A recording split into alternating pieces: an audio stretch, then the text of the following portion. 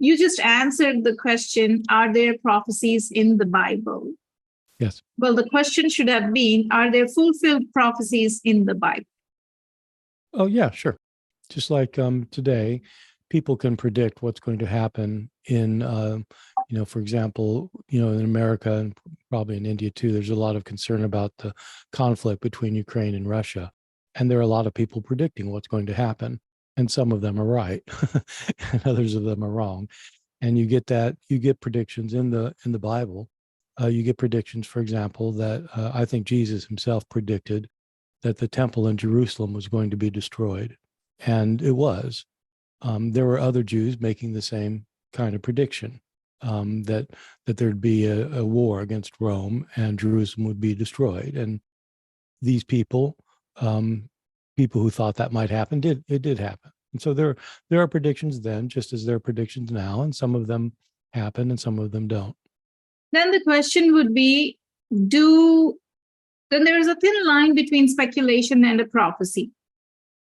So do these speculations, I would call them, did they really need a divine intervention to analyze situations? People predict stock market all the time. And for most of them, it comes true, based on which they invest and all that. Can we call them prophecies? Well, you could, if you were if you wanted to take a theological or a religious view of them. Usually prophecy in a religious context refers to a prediction that God has given the person and it turns out to be true. But I think at least in America today, some people talk about, prophecies without really meaning anything religious about it. And in that case, it really is a speculation. And a lot of speculations about the stock market don't come true, which is why a lot of people go broke. But so they also come true, right? Of course, yes, that's the point. Sometimes maybe the percentage differs, but they do Sometimes they do and sometimes they don't. But if they were given by God, if they're given by God, they'd always come true. Right.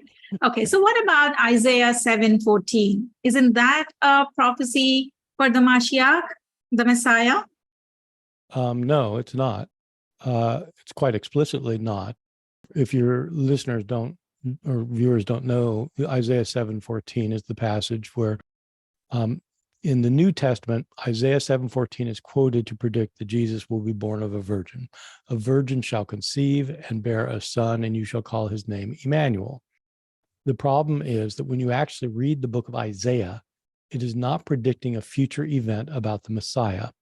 Anyone can read Isaiah 7, just read the entire chapter, and you'll see what it's about. The term Messiah never occurs in this chapter.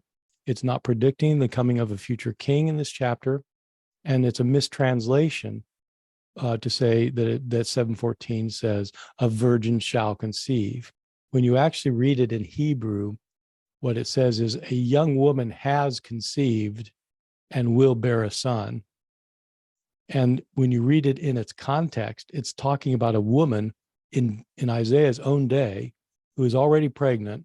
And Isaiah is telling the king of Israel that by the time this child is old enough to know the difference between right and wrong, then the political trouble he's having will disappear. That's what he's talking about. And so what people do is they take a verse, Isaiah 7:14, and take it out of its context to make it say something it doesn't say in its context. And what historians have always insisted is that if you read a passage in the Bible, for example, you can't just take the verse out of context. You've got to read it in the context if you want to understand it.